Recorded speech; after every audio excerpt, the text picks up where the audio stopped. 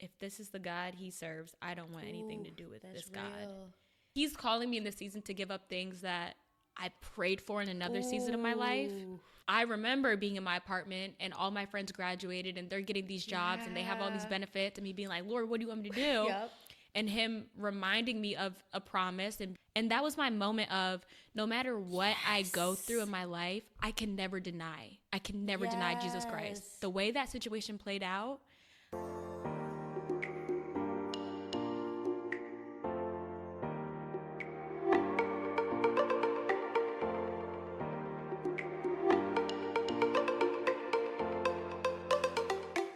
Hey guys, welcome back to another episode of What If You Knew.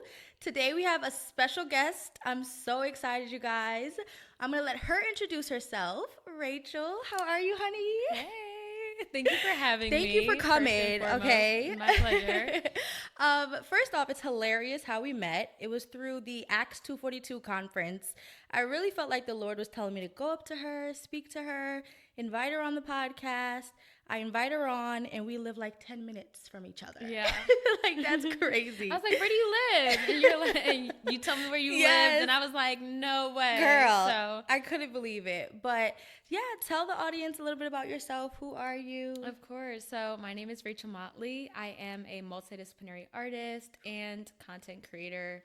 Multidisciplinary just meaning that I dabble in a bunch of different disciplines. And you do. Thank you. Love art and design, and I'm New York based, so I'd say that's kind of in a follower of Christ. Okay. Yeah, can't forget that one, the most important. So yes. So were you always into art and creative things? Yes. Yeah. I grew up absolutely into it. So I lost my mom when I was 6. Oh my goodness, I'm so sorry. Thank you. Yeah. I do appreciate it. But I used to do arts and crafts with her growing Okay, up. I love She and that. my brother, we'd all do them together. Mm-hmm. So that's like probably like my earliest Of memories course, yeah. of doing art. And then also my dad was an artist growing up. Oh. So I like to think it's like kind of passed through the family. You had no choice. At all. Like literally. At all. Oh, the that's creativity beautiful. has just, come right down the line. Yeah. So. Is there a specific type of art that you love to do? That's a great question. I would say, honestly, I'm like definitely more of an arts and crafts person, but for the sake of my career, I do a lot of digital. Oh, okay. True. Yeah, I do a lot of digital, but I definitely am like a hands-on person. I love anything that's like tangible. Yeah. I'm not like the best painter. Really? Painting is a science. Girl. Painting is a real science. I have seen your art. There's no way you can't paint. I mean, like I can paint, but Yeah. but I'm not like I don't understand the science behind it yet. Really? Okay. Yeah. And that's like something I definitely want to get better at. Yeah.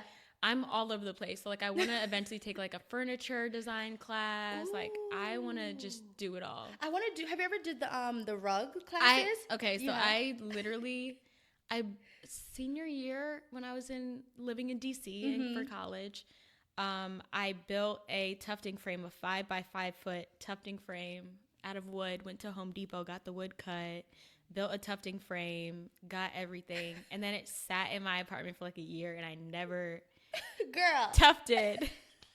Where is that? Because my gun broke. Oh. I like bought it off this girl on Twitter, and I got it and it was broke, so I had to send it back to get fixed. By the time I got it, I'm like, this is just too much. But that is something that I want to do one of those classes. They look so much fun. Yeah. Well, girl, see, we'll sit here and talk about all the wrong things. Literally. Listen, I gotta reel it back in. I just be chatting, bro. Me Okay, too. I'm sorry, You're not I'm sorry. alone. Honestly, I'm leading you right there. But I always love to start the conversation asking people, what do you feel like God is teaching you in this season? What do you feel like you've learned the most? What has like impacted you the most in this season? That's a great question. Yeah. I know. I'm like, dang. Okay. I think immediately what comes to mind is the reason I'm laughing is because we were discussing before, like we're both very transparent people. And I think sometimes it feels a lot easier to share your testimony when it's not kind of taking a hit at your ego in some sense. And I think in this season of my life, like the Lord has really been convicting me of of my ego, whether it be idolatry, whether it be just having a level of entitlement. And the more that I get to know the nature of God and the character of God, the more you get convicted about little things, like things that to the average eye, someone's like, oh, that's not that big of a deal.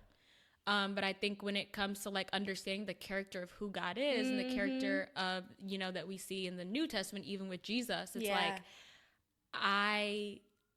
we got some work to do. We got some work to do. Holy as I thought I was. Yes.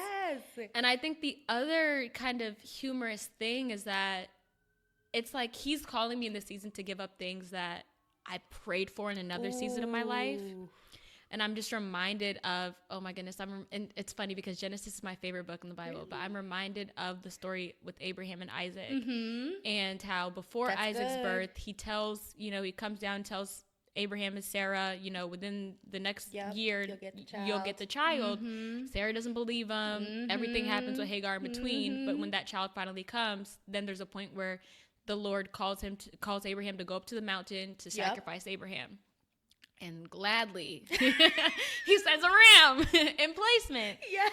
But I think understanding that story and being like, the Lord called him to sacrifice something that one, he had already promised him. Yes. And that Abraham was so excited about having. Yes. And I think about that when it comes to my career because I remember being in my apartment and all my friends graduated and they're getting these jobs and they have all these benefits and me being like, Lord, what do you want me to do? And him reminding me of a promise and being like, you know, that his children his children don't beg for bread. Exactly. And I held on to that and I was like, he'll provide for me, you know? And so I stepped into this space where my social media began taking off, where I was currently making more money than I've ever made.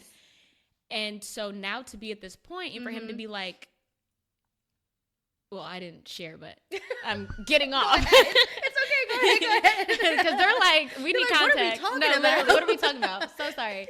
But I have been feeling convicted about just like the Lord calling me off of social media. And so I say that all to say all the context beforehand was like, it's like you're like, am I hearing it right? Like I prayed about this, but like we see real examples in the word of this happening. And it's like he wants us to be so at his feet and at his face that the very thing you prayed for and the very thing he promised you, if he calls you to give it up, you will be willing to say yes. Yes. Because do you want that thing more than you want him? And that's really what it is, because I love that you brought up that story with Abraham, because he even waited so long for the blessing. So long. Just to be told to give it up. And then it's like, all right, well, give it back to me. Oh my goodness. And then honestly, I know you're nervous because we were talking about it before, but I'm excited to see what the Lord does through your obedience, because there's always a blessing on that other side of it, even though it's scary. And I feel like that's even real too. It is scary to give up something that, you know, is your livelihood.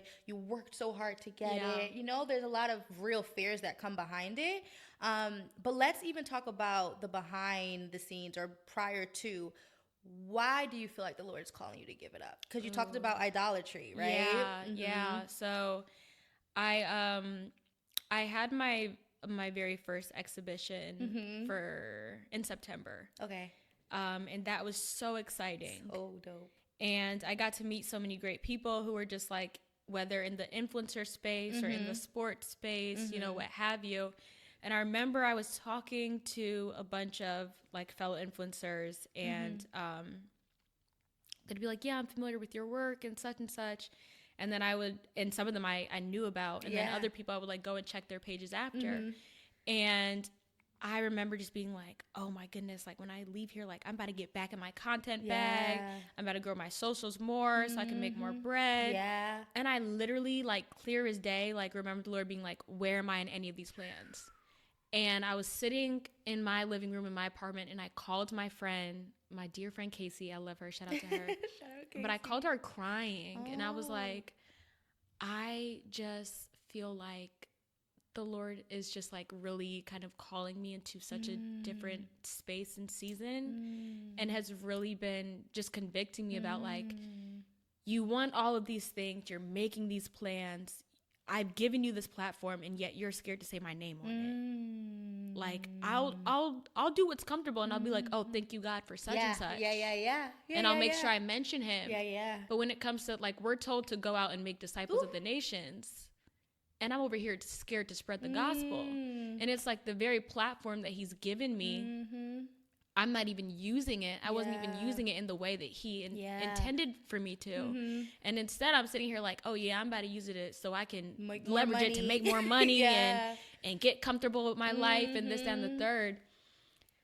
And I just remember talking to her and being like, the grass is not greener on the other side. Like, that's what I was saying to her. Like, we think so much about, I can't wait until I'm making more and I'm doing this and I'm doing that. And then you get there and what you think is going to fulfill you, you realize there still is no fulfillment in. You're still empty. You're still empty. You're still not at peace. You still want more.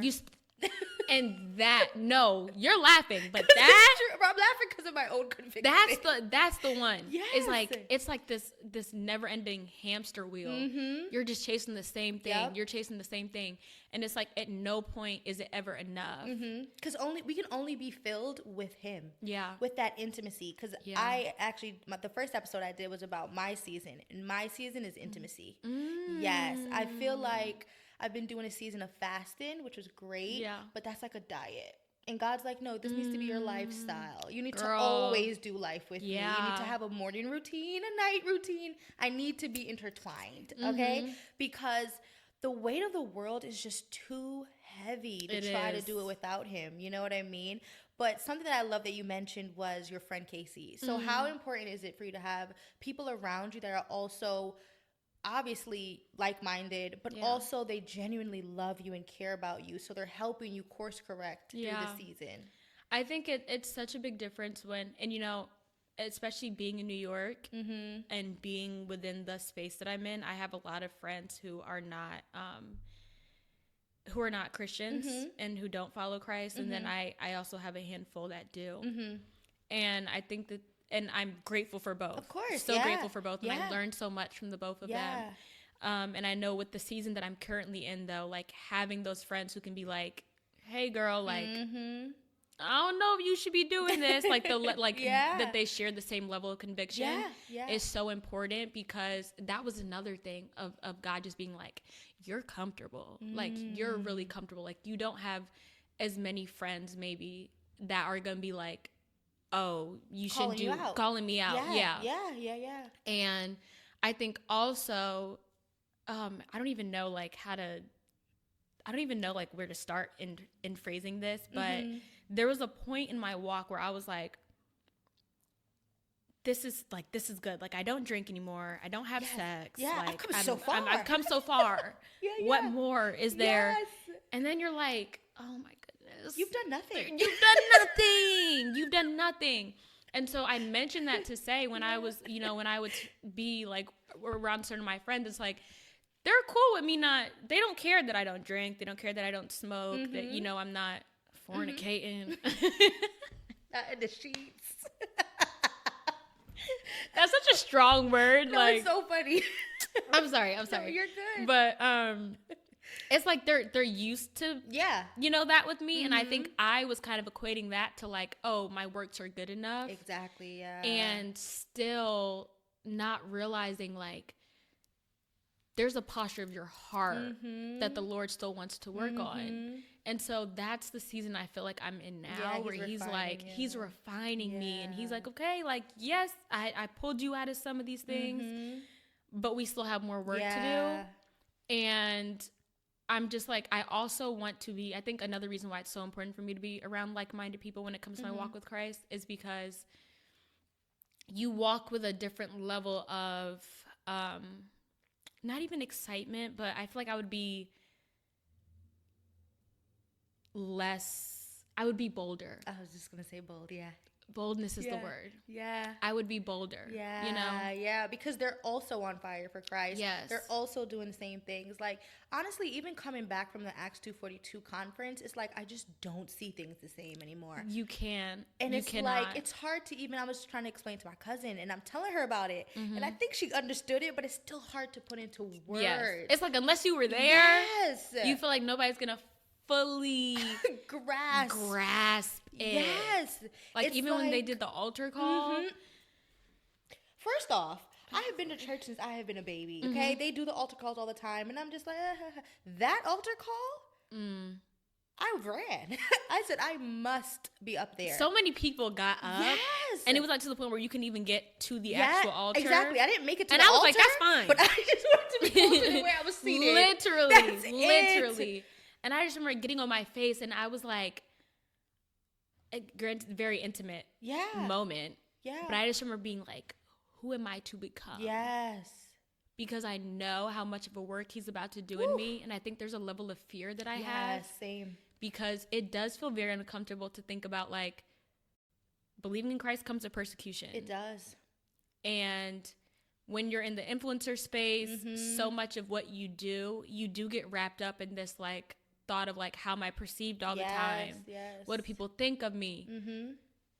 And these things are not, it's not fun to admit this. No. But, like, that's the reality. Like, you, because people are consuming your content constantly, or you may go out, people recognize you, it's like you're hyper conscious about how you show up all of the time. And I think to a degree, like, and I'm grateful that, you know, I can only speak for myself.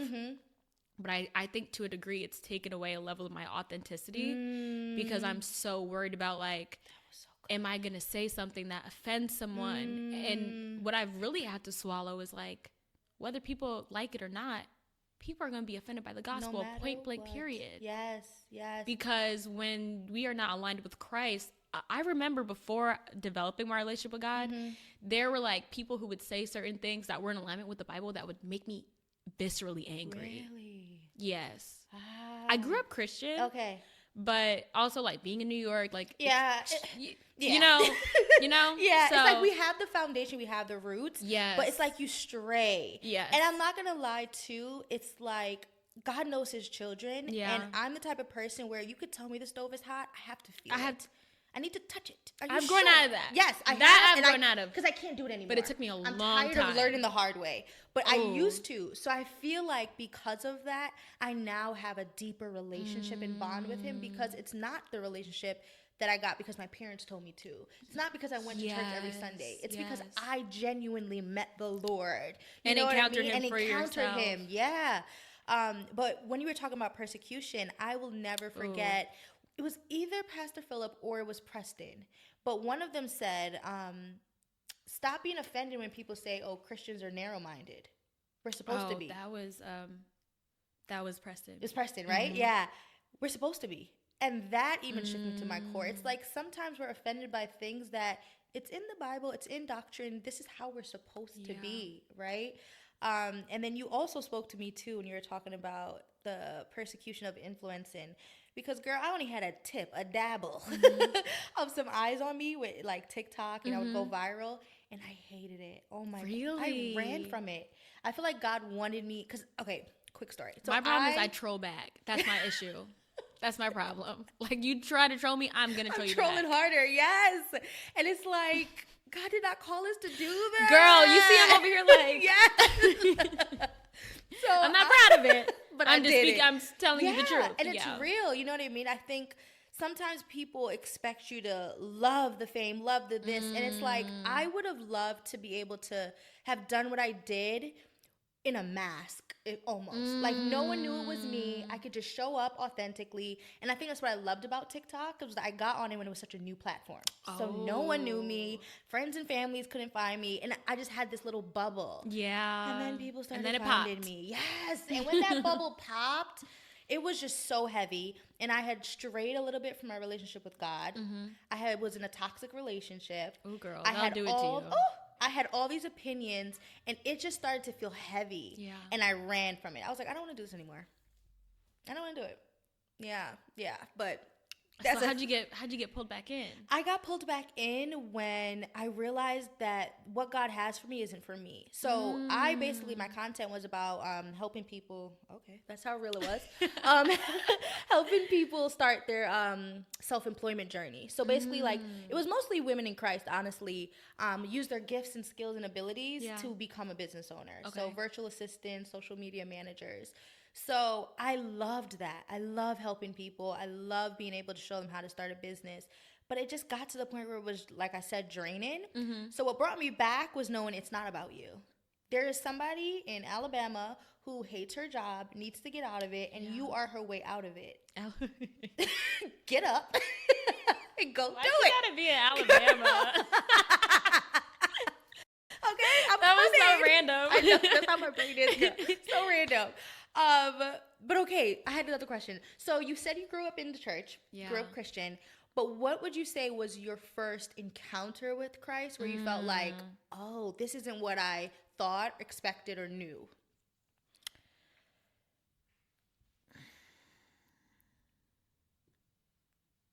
Okay, I'm gonna preface this by saying I love my father. Yeah. Our relationship has grown. Yeah. My dad. Our Yeah, relationship yeah. has grown so much. Mm-hmm. When I was in high school, our relationship was a lot rockier at the time.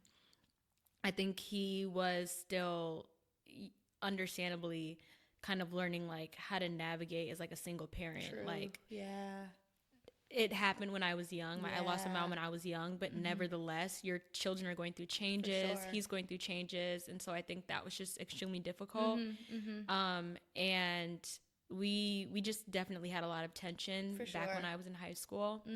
I mentioned that to say there was a point where I was like, if this is the God he serves, I don't want anything to do with this God. And I think it was because, you know, like some people are like, oh, I have church hurt. I didn't have church hurt. I had like dad hurt, I guess. Yeah, but that's real though. Because I think there's a lot of people who say, well, that's what, and that's why we're supposed to act different. Because there are people that will look at you and how you live your life. And if you're a Christian, I don't want nothing to do with that. And that's also part of what makes it so scary, because I'm like, I don't want to be held to the standard of perfection, knowing that I'm not perfect. And I think that there's this misconception when it comes to Christians that, yes, we are called to be set apart and we are called to act differently, but and that it should show up in our fruits, but to also understand that it doesn't make us any less flawed of a human being. Yes. The difference now is that we have Christ to walk us through it, to help us navigate it. We are supposed to be changing as we learn right from wrong. And still understanding that we are flawed human beings. There's never going to be a day where I don't do something sinful. Not to say I'm proud of it, but to say objectively, that's never going to be the case. I didn't have the understanding when I was in high school. I'm like, you're talking about this God all the time. It don't matter.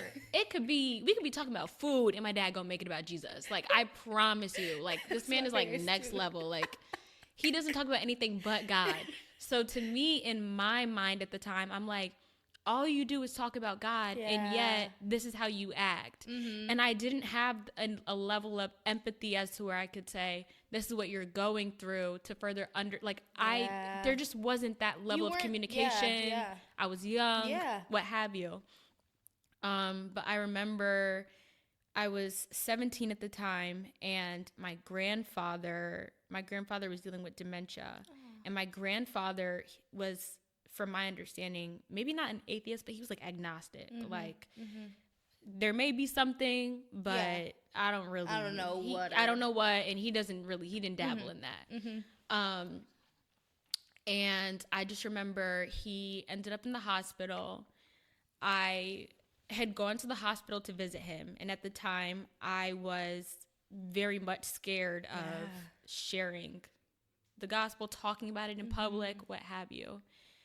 I'm sitting in the hospital room, and I remember I had called my friend maybe a night before or so, and he was just sharing with me how to spread the gospel. And I told him I want to spread the gospel with my grandfather because I don't know how much longer he's gonna be here, but I was still scared to do it. But I was asking him where do I start, and he told me start in the gospels. So I'm okay, I'm in the hospital with my grandfather. I'm sitting there, and I remember just being I need to do it, but I'm so scared. And also, he was incoherent. So he's in and out of sleep. He's not really, he has no grasp of what's going on. My grandma had dementia too. Yeah. I know how that is. Yeah. And at this point, whatever else on top of the dementia he was dealing with, that man had no clue what was going on. And I had my Bible with me. I'm like trying to get myself to read it, but I'm like terrified because I'm like, I don't want these people looking at me like I'm crazy. And I remember the nurses got switched out. And I see one of the nurses and I look at her face and I'm like, she looks like, funny enough, she looks just like this girl from high school that I did not like. But the girl that I did not like was in Christian club with me. Oh. And so I remember I was like, oh, like, do you have kids at the high school or anything? And she was like, yeah, I have 2 daughters. So it was confirmed to me that those were her 2 daughters. Yeah. And that was the only reason I read my Bible to my grandfather, was because I knew that she was also a Christian. I'm reading my Bible to my grandfather. Again, he doesn't know what's going on. He's out of it. He comes home for one day, and I even have to get into that, but he comes home for one day. He does not know anybody's name. Like my father and my uncle had to carry him back into the house. Like, I remember they pulled the van up onto the yard and had to carry his body out. You know, he's alive. I don't say body like he was dead. He was alive. Yeah. No. I'm sorry. He's not alive now. I'm talking about when I'm telling the story. I'm saying carrying his body like, no, he was alive at the time. But they carried him. Gotta be serious. I'm sorry. They carried him inside. I'm sitting inside with him. I'm feeding him whatever. Again, this man cannot speak nothing. He did not say a word. He's just completely in and out of sleep. We get him upstairs, and I go and I sit in his room. He had a little recliner chair. I'm sitting in his recliner chair, and clear as day, he tells me, Jesus is my friend. Jesus is my friend. He passed a couple hours later that same night. And I remember walking into my grandparents' room. Literally, I remember walking to my grandparents' room, and they're like he's on the floor. They're trying to resuscitate him. My grandmother is like obviously in shambles. She just lost her husband of however many years. And I just had such a peace. Girl. Because I was like, mind you, my grandfather's my best friend. So it was just like, I couldn't even mourn, because I was like, to have heard him say, to acknowledge Jesus. And that was my moment of, no matter what I go through in my life, I can never deny Jesus Christ. The way that situation played out, again, I was not going to read my Bible. The only reason I read my Bible was because that lady came in, who I recognized was a Christian. And to know that my grandfather could not speak. Girl, to know that you have saved his soul and that you will see him again. And I don't even think to this day I've really mourned his death in that way. Like, I do cry about it, of course. Yeah. But there's just this level of like peace and joy that I have. That is powerful, girl. Knowing, and I remember being a kid and like crying to my dad and being like, I want granddaddy to be a Christian. Like, I just want him to know God. Cause I'm like, oh, I'm never gonna see him again if he knows. This is it. I don't know how much this longer. is it. Yes. But I mentioned him coming home for a day and I didn't realize this until like maybe last year. I wish that more Christians knew that God has already blessed you with gifts, skills, and abilities that you can utilize to start a business. You might not have everything you need to be successful, but you have everything you need to start. And as you start walking this thing out, God is going to send people, resources, and things that you wouldn't even imagine. He will start sending because of your faith, because of your obedience. I am so passionate about helping people discover their gifts and turn those gifts into a business. I've been helping people for the last 4 years, and I want to help you as well. If you're somebody that knows God has placed a vision on your mind to be a business owner, to travel more, to spend more time with your kids, to increase your income and your flexibility, then this is for you. I'm going to be hosting a free Q&A. It's free, so you literally have no reason not to join, where I'm going to go over my personal framework on how to start a business, how to use the skills you already have to be successful. It's also an opportunity for you to ask me questions.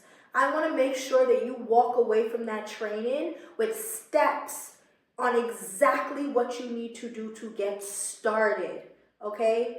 So the information is linked down below. I'll probably have a QR code somewhere on the screen as well, so you can just scan your phone. But I want to see you in that room. If you're ready to change your life, you're ready to increase your income, increase your freedom and flexibility, register for my free Q&A. All right? Now back to the show. And I was like, the Lord is so purposeful in my life. So like, purposeful. I could never deny him. When my mom passed away when I was 6, I remember like, and I've, again, because my dad and my mom were Christians, I've always had some level of relationship with God. And I remember crying and being like, why didn't you let my mom just come home for one day? And that's what happened with my grandfather. We can wrap up here. Girl, what? Yes. And it's so beautiful too, those small things. The you know small what I things mean? where he's like, I see you. I hear you. I know. I've called you by name. I know your name. I know your name. And I'm like, and I literally, like, there are moments beautiful, where I girl. just, like, I'm so grounded. I'm like, Lord, if you don't bless me with another thing, that is okay because of what you've already done in my life. I'm full. I'm so full.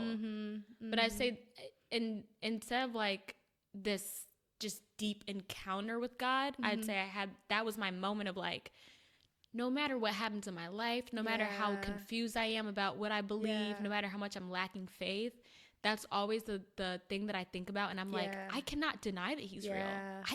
It doesn't logically make sense.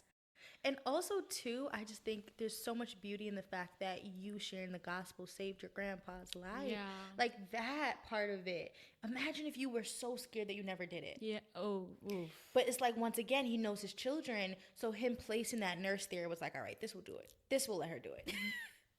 This will give her the peace to know she's not going to be judged. She's in a safe space. Oh, my. And then I think about the fact that it was the girl's mom I didn't like at the time. And I'm like, you just don't know who he's going to use and how he's going to use them. Yeah, they're all his children. They're all his children. And I think that's another thing that I am constantly convicted about now. Same. Is like, you sitting here trying to beef with somebody, baby, if we're in the kingdom together, that's it.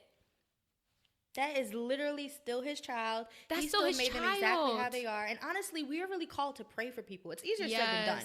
Don't get me absolutely. wrong. But it's like, I now have this grace for people as well, where it's like, I also too don't know what they went through in their life, in their journey that's causing them to show up how they show up. Exactly. Like my undergrad degrees in psychology, so I'm always fascinated with the brain and how things happen. So now I just have this lens of like, okay, she might be this way, he might be this way, but it could have been trauma that they faced. You know what I mean? So instead, pray for them. And then you mentioned something too with, as I get older, I'm starting to even have so much more grace for my parents. Oh, I see my dad as a human now. Yes. Before I only saw him as my dad. Yes. It's like watching even my friends and my cousins have children and seeing how they struggle to just like do the best they can. Yeah. I'm like, that was really my parents. Yeah. Immigrants coming from Jamaica trying to figure it out. They didn't know what they were doing, but they tried. Yeah. You know what I mean? I was a happy child. I had a great life. Parenting does not come with a rule book. Does not come with a rule book. It doesn't. And I know I wasn't an easy child. So. Oh, me neither. Do you have siblings? I have a brother. I have an older brother. Just an older brother? Yeah. Okay. I'm the middle child, so that comes with all the, stereotypes. Of course. Yeah, I'm just starting to have so much more grace for them. Like, you're just trying to figure it out. You did the best you could. Yeah. You loved me. And yeah, that was powerful, girl. I still got chills from that story. How do you feel like your idea of like forgiveness has changed now as you've extended people more grace and as you come to know like Christ more? That's good. I think for me, it's about,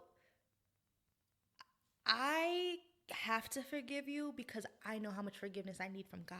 Can I ask you what forgiveness is? Ooh, by your understanding? That's good. So for me, forgiveness is the heart posture. Okay. Forgiveness is that that's good, right? Because I was going to say that I could still be around you and be cordial, but there's certain people that I could forgive and I don't ever need to be around you again.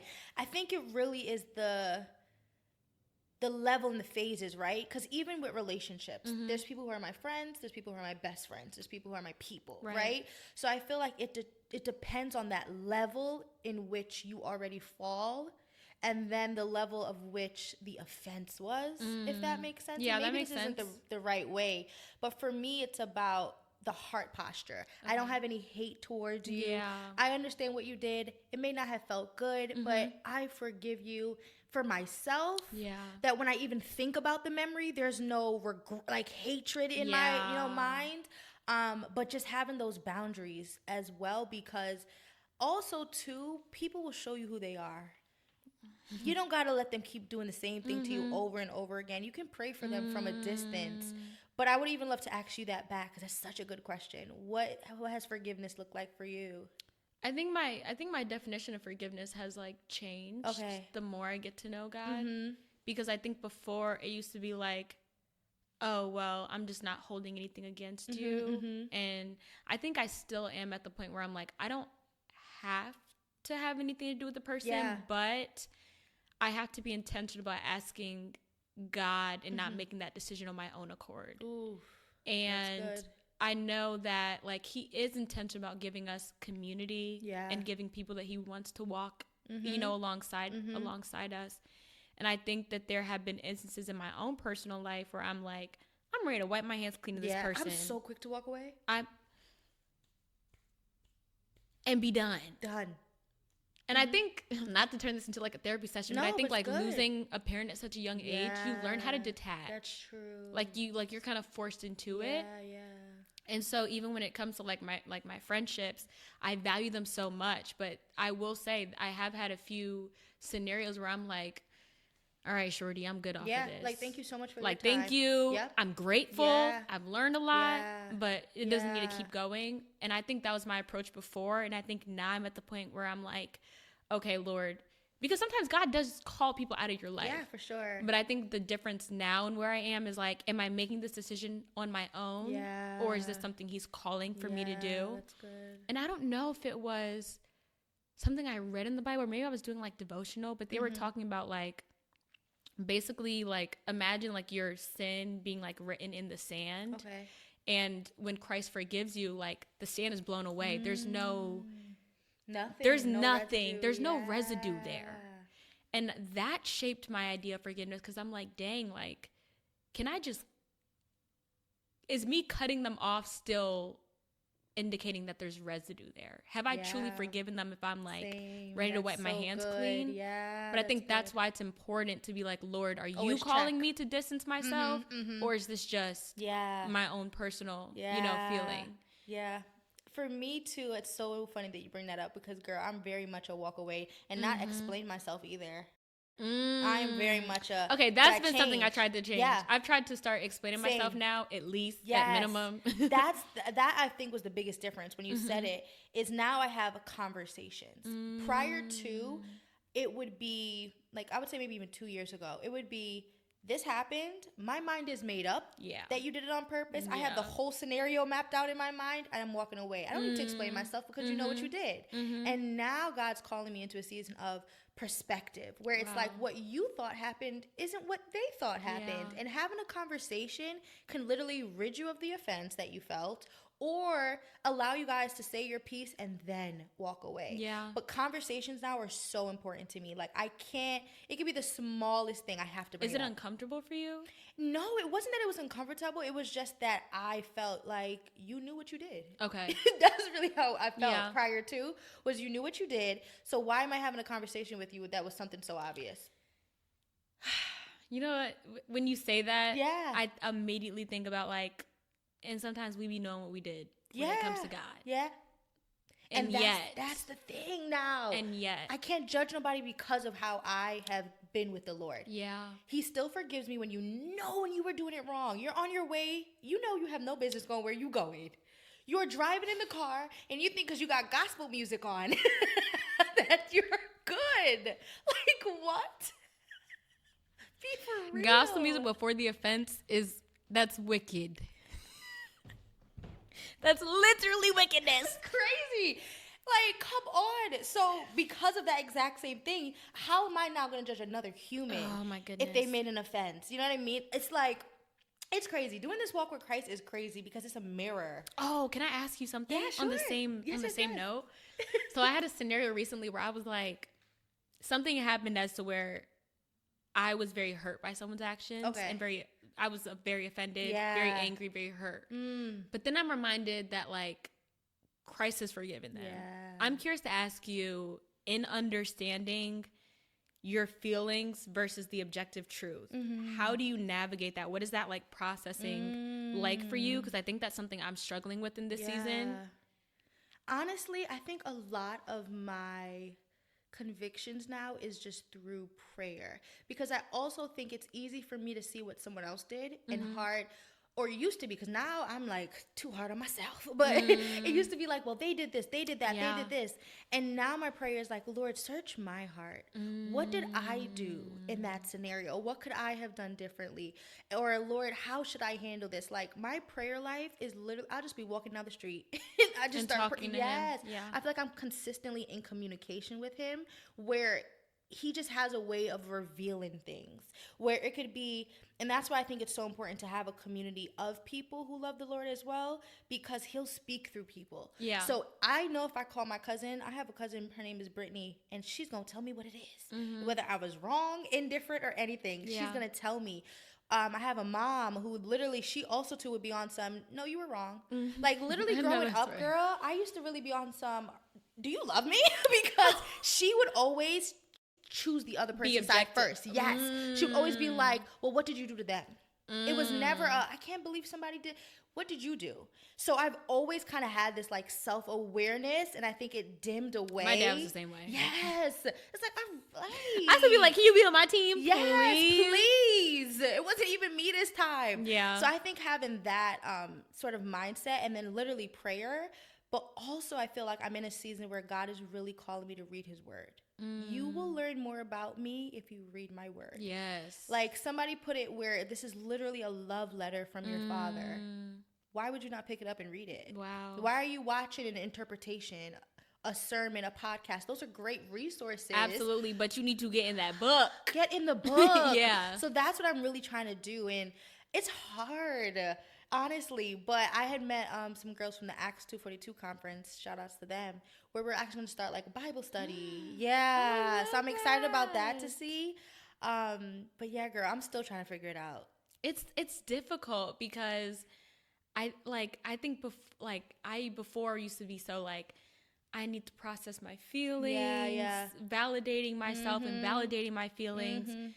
And I think what makes it so hard now is like kind of leveling with like, okay, I'm hurt, but I know the Lord has forgiven them. Yeah. So sometimes now I feel like I don't give myself as much space to process, because I'm thinking so much about like what God has said and what he has said over their life, what he has said about them. Like me trying to remind myself like, okay, well, at the end of the day, if they've taken this to him with a repentant heart and they're changing their behavior, like, if he's made them new, he's made them new. If that's what his word says, then that is the truth. Yeah. And then I'm like, how do I process the hurt and pain that I'm feeling while also recognizing the truth of his word? Yeah. And I think that's the part that I'm like struggling with so much in this season of my life. Because before it was like, oh, I could just validate myself. I could be mad as long as I want to be because you hurt me. But now I'm like, I believe my feelings are valid. They are, for sure. And I know that to be true. But like processing my feelings is difficult when you're telling yourself like the end goal is different now. Yeah. And also too, sometimes I feel like the hurt is for everything is for our good. But like maybe you wouldn't have even got to a certain place if you didn't have that hurt. You know what I mean? Because even the toxic relationship I was talking about, man, it crippled me for so long. But now the sort of standard that I have, the sort of like love that I have for myself, all the things, it probably couldn't have happened if I didn't go through that pain.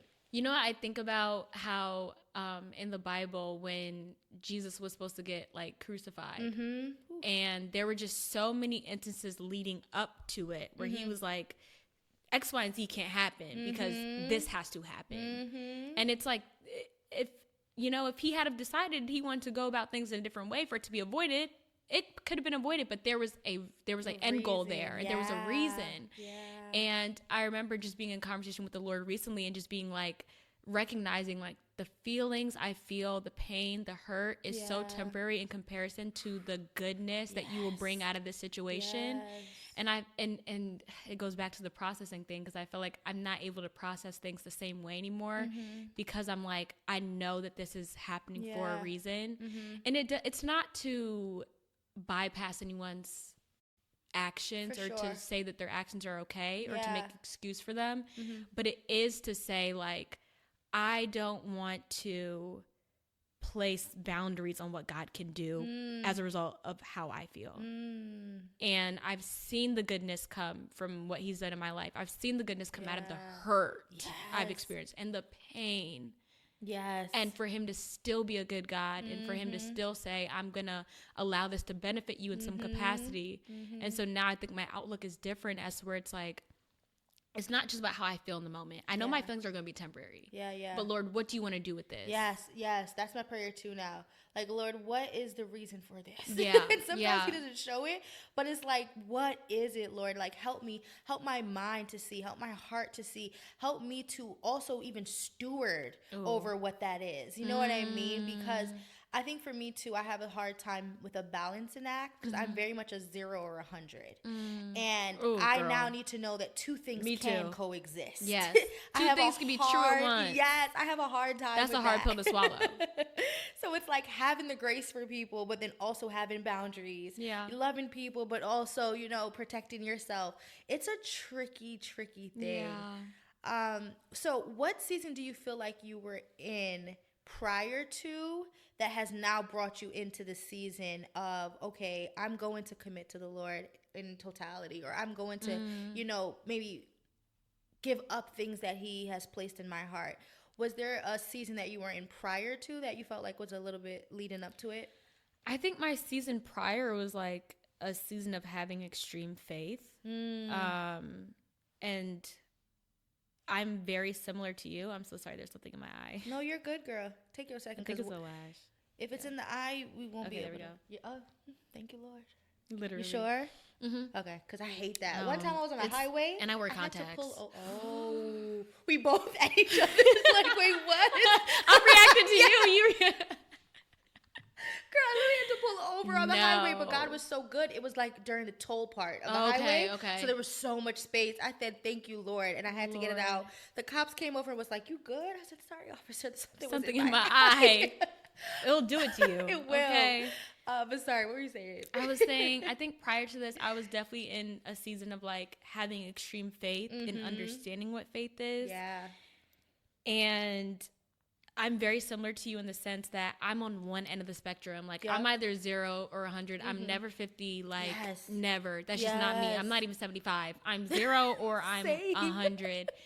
And I started to struggle with like faith versus surrender. Ooh. Because when it comes to faith, like, it's like the second you have, I think about, who was it? Was it Peter on the water with Jesus? And the second he got scared and had a seed of doubt, he begins to sink. And I'm like, okay, so faith, I need to be conscious about not doubting. Like, even when the Lord, replies and he's like, ye of little faith. Yeah. Yo, Jesus is mad funny though. Can we talk about that? The Bible's actually mad good. Why are you clocking everybody? I be telling people like the Bible is tea. It's the Bible's story. tea. The Bible's tea. The Bible's so tea. When you actually read it, the Bible is so tea. It's so good. It's so tea. I'm telling you. But even in that sense, being like, okay, like, so when it comes to faith, and if I don't want to misquote it, but faith is the assurance of things unseen, or the things hoped for, and the things hoped for. And so I'm like, okay, I need to show up in a capacity where I believe what I'm having faith for is going to happen.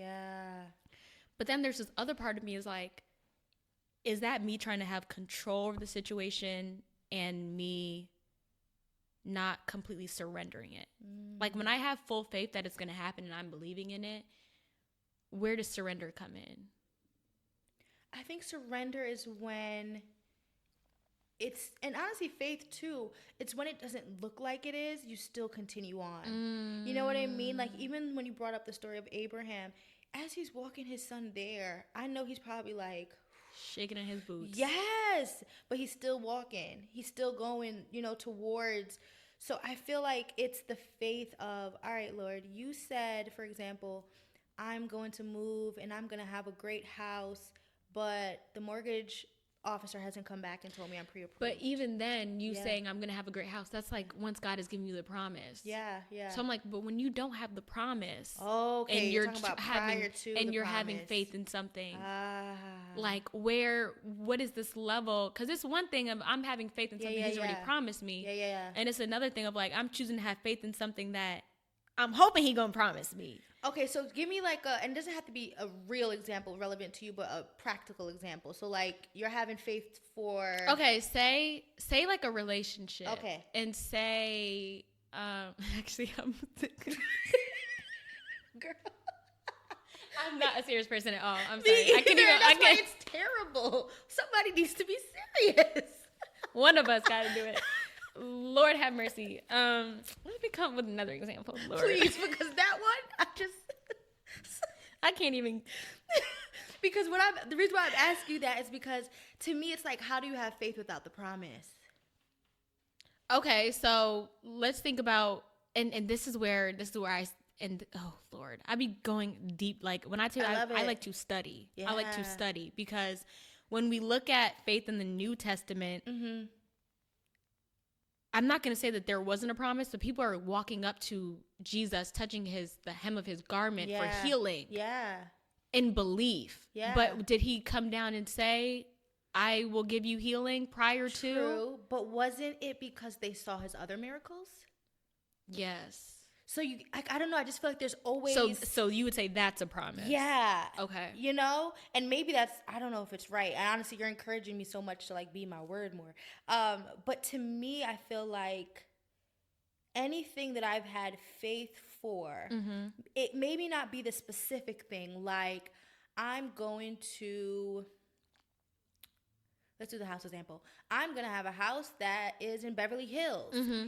It might not, I feel like the Beverly Hills part is our flesh, our desires, our things. Okay. But it's like, no, but God told me I am going to have a house. Right. You know what I mean? Like God told me He's going to provide for all my needs. Mm-hmm. I need shelter. Okay. You get? So that's kind of where I'm coming from in the sense of I feel like there has to be a promise to then have the faith. To have the faith in. Yeah, but I don't know if that's right. What if it's, okay, say that somebody has a child and the child is sick. Okay. And it's like, I'm believing God to heal my child, but He hasn't given me a promise that He would.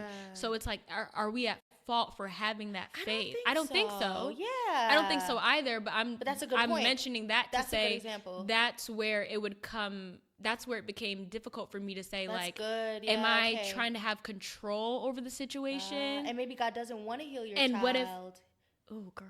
No, but true though. No, I'm saying, like, and you know why? That's such a good point. Because I think about my mom. Yeah, I found so good. this book that that people as they would come visit my mom would write in, and I found an entry from my dad where he was like, "We can't wait to have you back home." This and the third, like, my father is writing in faith that my mother would return, and yet she did not. And I still have to believe that what ended up happening was.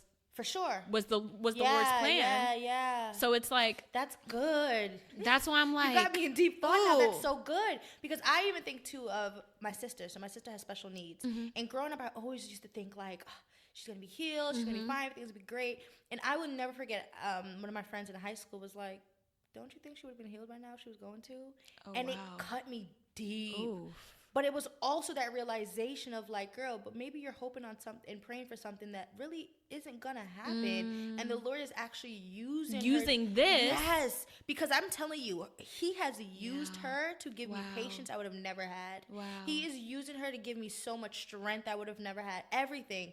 So that is a really good point. How do you differentiate the difference between a promise, your faith, and your desires versus what the Lord has said? And when I surrender, when do I fully surrender? And is it possible to fully surrender while I'm having faith? And so I would say that was the season I was in prior to this. I know we just went on. Girl, no, that was really good. But that's where I was prior to this of like, I'm having faith in X, Y, and Z. Some things I'm watching, come to pass. And other things I'm holding out faith in this season of my life for so long. So how did you get through that? Girl, I don't think I got an answer. Yeah. Mind you, I was praying about the same thing for 2 years. Sometimes it'd be like that. It's like, Lord, have you checked I was like, hello. But it's so funny because I just went through a fast recently, and I finally got my answer to the 2 years. Lord have mercy. Jesus. I'm like, he's so funny. God is so funny. He is so funny. He's so funny. But I will say now I'm at this spot where I'm like, okay, I know that he needed me to go through that 2 years for it. That will come in handy for another part in my life. And I don't know what's going to happen. And I'm not trying to speak any negativity, over my life. But it's like knowing that I could hold out on faith for 2 years and act as though that thing was going to come to pass. I know that when life starts getting real serious, and I used to be like, why don't you just give me an answer? Like, I'm at your feet. Yeah. I'm asked crying. me to do this. You asked me to do this. I did it. Can you please tell me?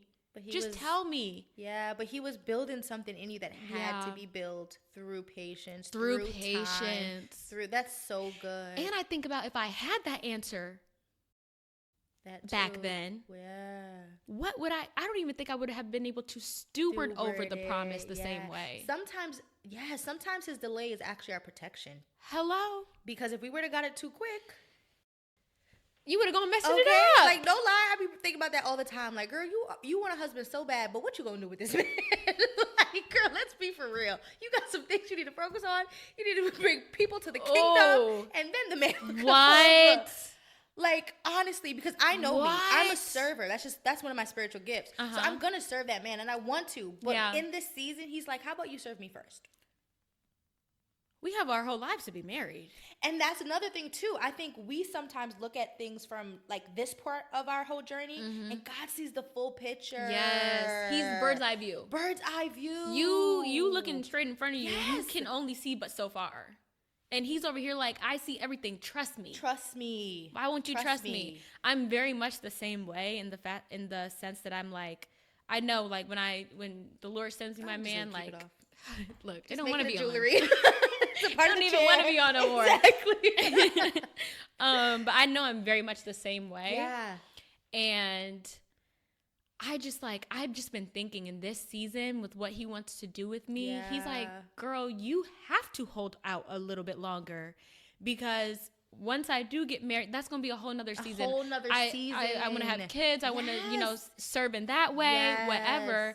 And I'm like, okay, but what about you want to start X, Y, and Z, and you want to start doing whatever to spread the gospel. Yeah.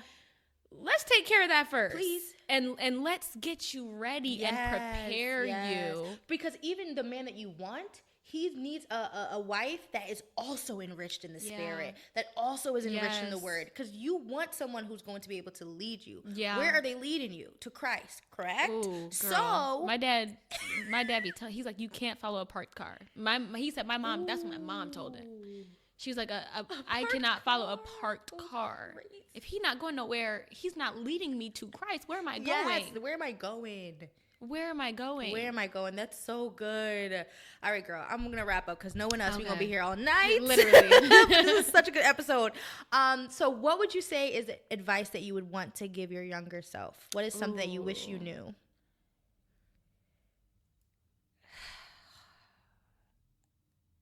I think the first thing that immediately came to mind was like, hold on a little bit longer. Ooh.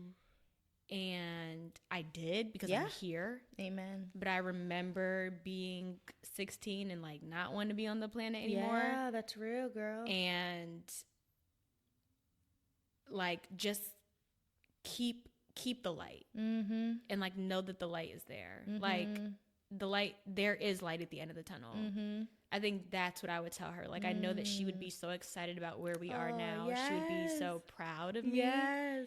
And I think even the decisions I try to make now some of them are really just in honor of my younger self. Oh, I love that. So yeah, I would literally like tell her like, we're good. Relax. It's not that bad that you think it's not that bad. You're gonna make it through. You're gonna make it through, and everything that you're enduring and going through, the Lord is going to be purposeful to use. That is good, girl. Yeah. That is good. All right, guys. Well, first off, Rachel, thank you so much for being here. No, this was honestly such a great conversation. Thank you for having I feel like we're going to have to bring you back for part 2. I would love to. I can clearly talk a lot. But tell the people, where can they find you? If you have any upcoming projects that you want to talk about or just anything, because I'm sure they now want to, keep up with your journey. Yeah, you guys can find me on TikTok at thereal.rjm and on Instagram, therealrjm. So very similar across platforms. And then Rachel Motley on LinkedIn if you want to connect there. Love it, LinkedIn. LinkedIn. Are you on it actively? Wait, I'm not. Creatives need to tap in. LinkedIn is where it's at, because obviously all the corporate people are on the LinkedIn side. So when you want to work with brands and everything, like some of the partnerships I've had have literally been from people being like, oh, I've seen your LinkedIn. Let's connect here. Because a lot of creators are not in this space. At all. Everyone thinks it's corporate. Yeah, but it is corporate. It is corporate. Exactly. It is corporate. So. I love that. All right, y'all. We're going to follow her on LinkedIn. See you on LinkedIn. And I'll see you guys on another episode of What If You Knew. Bye, guys. Bye.